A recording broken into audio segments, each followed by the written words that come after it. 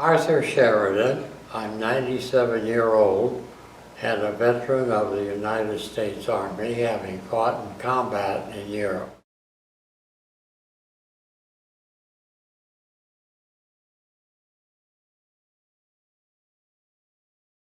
Chicago, Illinois.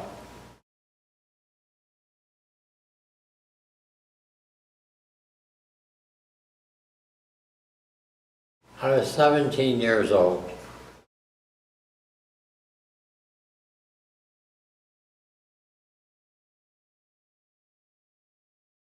I was a very poor math student. My father had a factory on the south side of Chicago that manufactured electrical appliances, and he wanted me to go to an engineering school.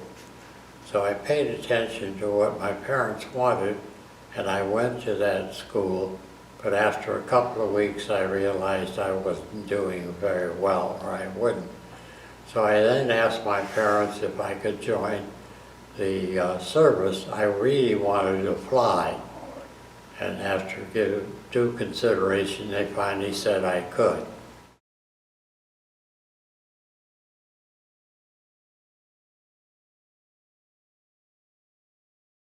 I wanted to fly airplanes, but then as I took my physical, they said I was colorblind, so they wouldn't let me fly airplanes. So then I was shipped off to Fort Benning, Georgia, to get basic infantry training.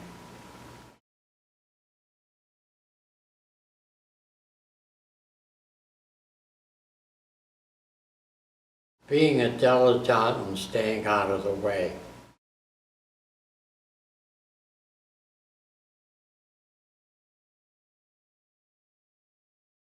I was in various different camps, also the University of Indiana. Apparently in the basic I took some kind of a test, and I don't remember it, but I scored very well. So I was sent with other soldiers to Indiana University for a program called Army Student Training Program.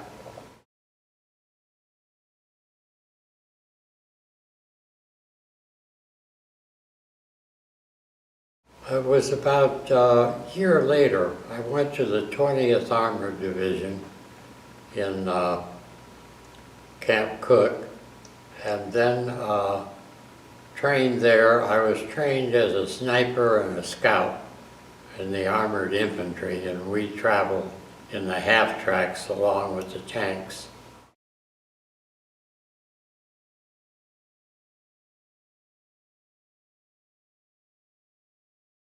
After we boarded ship, and it was a small Liberty ship, we landed in Le Havre, and we disembarked there and waited for all of our equipment to be put together. After we got our vehicles and our equipment together, we then entered the war and went from France all the way into Germany. We entered Germany in the war in Aachen. And then we had battles all the way heading somewhat south on the west side of the Rhine River.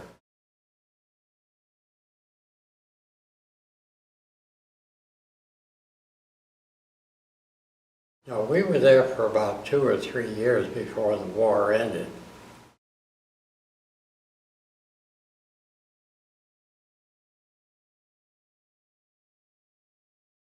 Occasionally we were, along with my spotter and my guard, so people wouldn't sneak up on me in the back, we were often sent out ahead of our unit in order to see if there was any opposition there directly in front of us.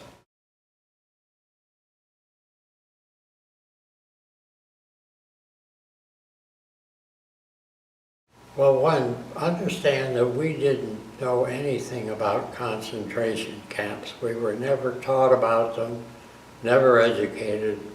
We knew about prison camps, and we'd opened some of those up. But then we were going down the road. Our primary mission was to go to Munich and reinforce the 42nd and the 45th Infantry Division in taking Munich. And as we were going down the road, we were alongside a railroad track. And as we approached it, there were 39 boxcars on the side of the road. And we could tell the odor, and it was full of dead bodies. And so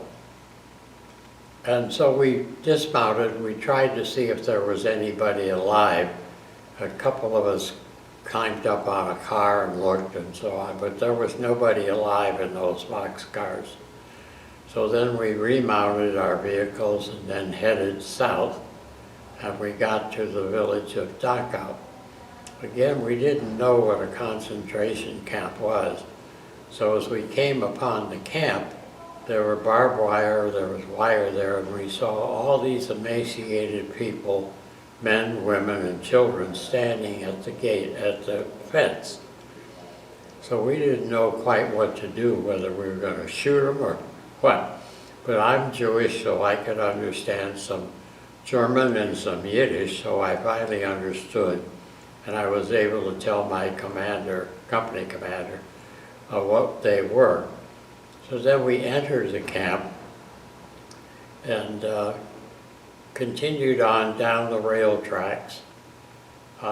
We went by some barracks, stuck our head in, and these people were all emaciated, lying on straw bunks and so forth. And then as we continued on down, we ran alongside the track and saw other dead bodies. And we finally got to buildings that I later learned were the gas chambers, and we saw more bodies on the outside.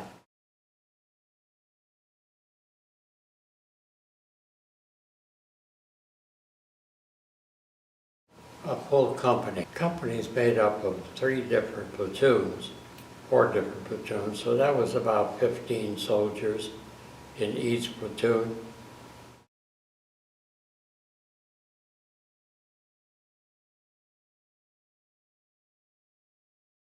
Well, keep in mind, I was a 17-year-old punk, and though I was Jewish, it originally didn't hit me about what that was. We disliked the odor. We did find about 3 guards, and we, captured them. And some of the guards were trying to sneak out as prisoners, but the prisoners themselves beat them to death. It shocked me just to see the bodies, but I'd been in combat and I've seen other dead bodies. It just didn't understand, what it was all about. We knew that we couldn't feed these people because all we had was combat rations, C and K rations, and our medics couldn't do anything for them because they're combat medics. So we went through the camp. We camped inside for about a day, and then our officers had let the higher command know where we were, and they ultimately sent some people down who could minister to these folk that were there.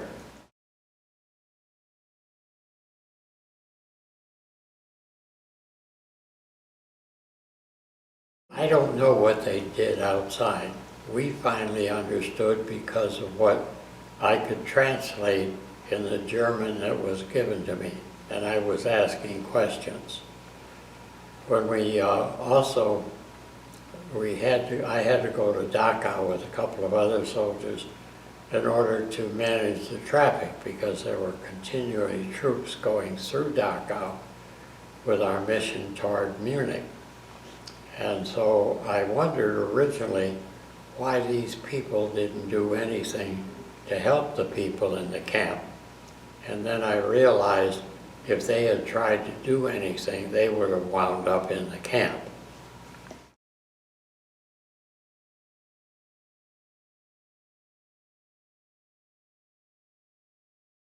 5, 4, 3, 2. We didn't ask them because we finally understood that that was a concentration camp. And those people could not do anything about. Some of them may have worked there, but they weren't there when we came in there. As we passed each one, they saw us, and we, of course, had our weapons. And they said, "Nix Nazi, gut Deutsch." that they weren't Nazis, that they were just good German people.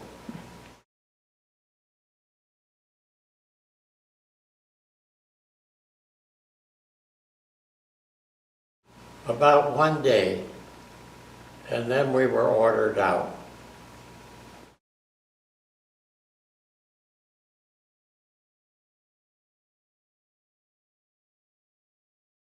There wasn't much reaction among the soldiers. As I said, we'd been in combat and we'd seen dead bodies. We didn't really understand.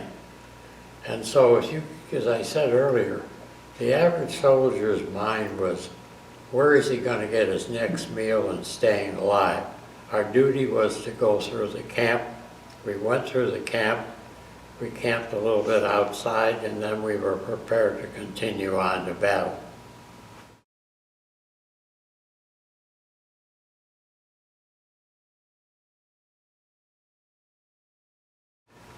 After I got home, and after I read some papers and understood what had happened there,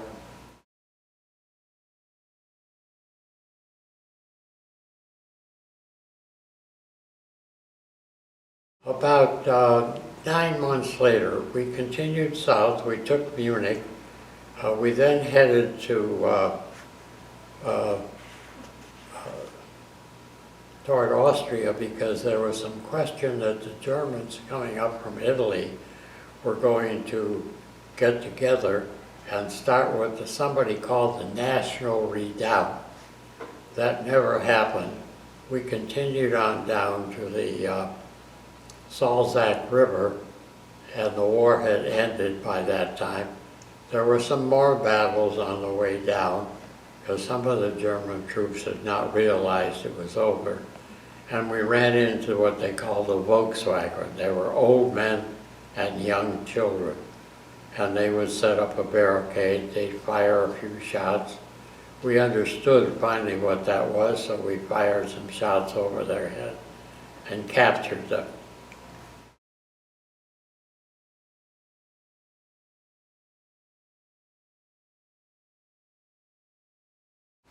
Not very much. I kept it pretty much to myself. I didn't talk to most people about it.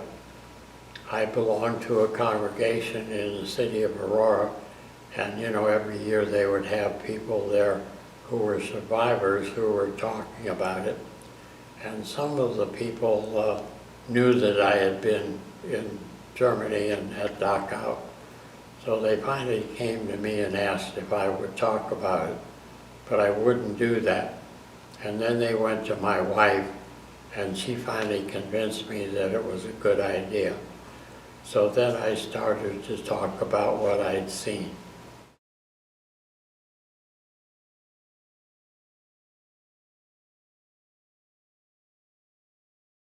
Typically, most soldiers that came back didn't talk about much they saw, about the battles or things like that. Sometime a parent would ask you something and you'd mouth some kind of an answer, but you didn't want to talk. And when we came back, I had 4 of my buddies from that same outfit that came from Chicago, and we spent a lot of time together after the war. But we really didn't talk about things except the funny things that may have happened to us, like the time we liberated the beer in a cave in Germany, and the other time when we liberated cans of pineapple and tomato on our way out, and then we all got ill.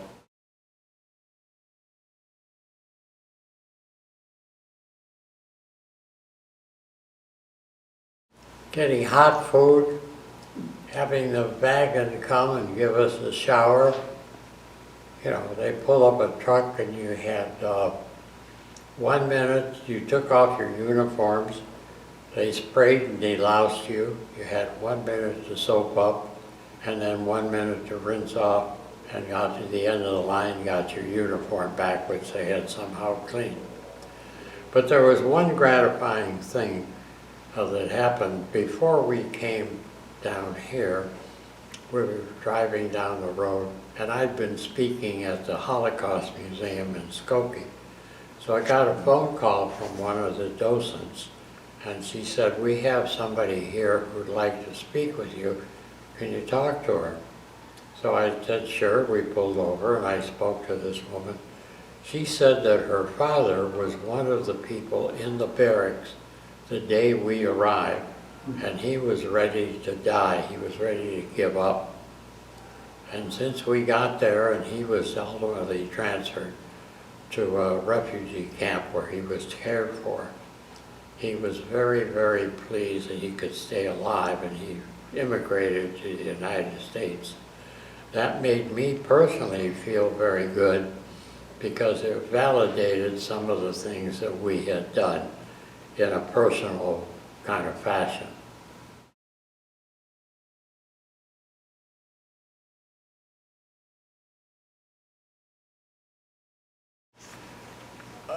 When you say come to terms, you know, it's in your head. It never leaves you.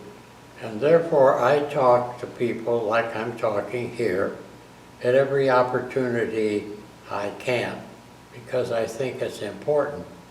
I spoke to children in the museums. I spoke to airmen and part of the Israeli Air Force in the airfield here outside of Tampa.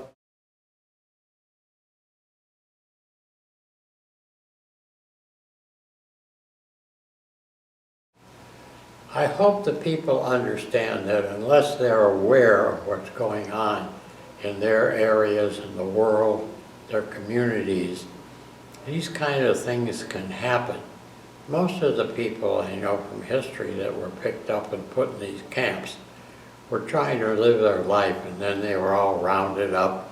Some of the restrictions came, books were burned and torn up, and things like that. The education was ceased. And we have to be careful that that doesn't occur here. I'm beginning to see slight signs, and not being, I don't want to talk about politics, but I'm beginning to worry about these things because I see parts of government that are wanting to curtail what we're taught in schools and how we think and what we want to do.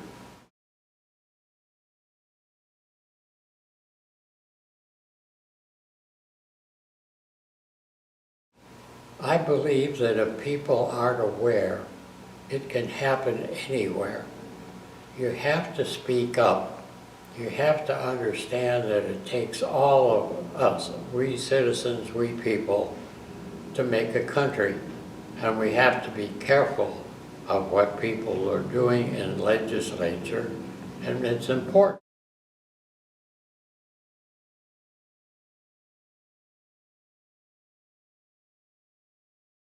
No, I wasn't traumatized. I later, not too long ago, was contacted by a cousin of mine I didn't know I had from Berlin. And she had done a lot of research on the family. And I finally learned that 69 people of my family died in concentration camps. And she, of course, introduced me to another cousin I didn't know I had in Sweden. She came to visit. She had nothing to do with the concentration camp.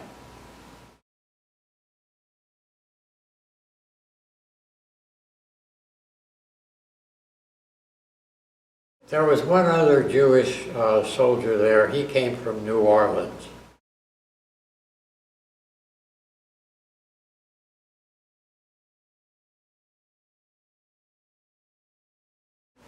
Not that I was aware of.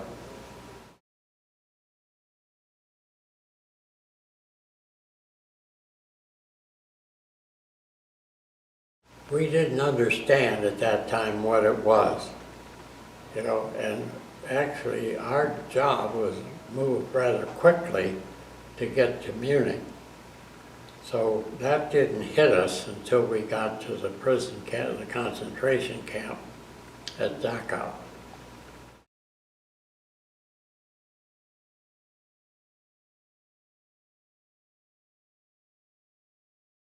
It took me a while after the war to think at all about Dachau. It was just one of those places we were. it was not very important to me as I went on in my life and went on into civilian life. And then it got to me to be of some issue when I went to the museum and realized that other people should know about that, particularly young people.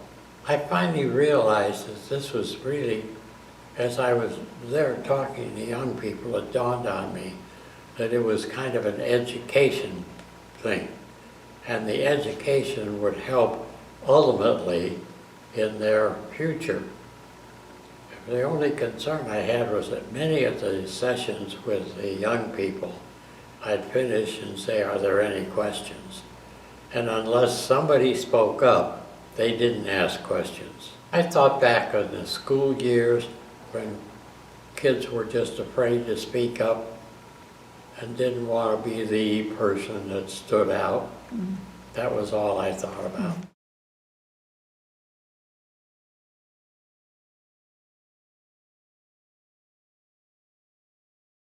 I think I said most of that earlier, but basically it is to be aware of what's going on in your community, in the messages that you're getting from your elected people and from the people of authority, and then what's being taught in the schools, because that's what happened in Europe. They stopped the books, they did other things, and then they started taking people in these camps.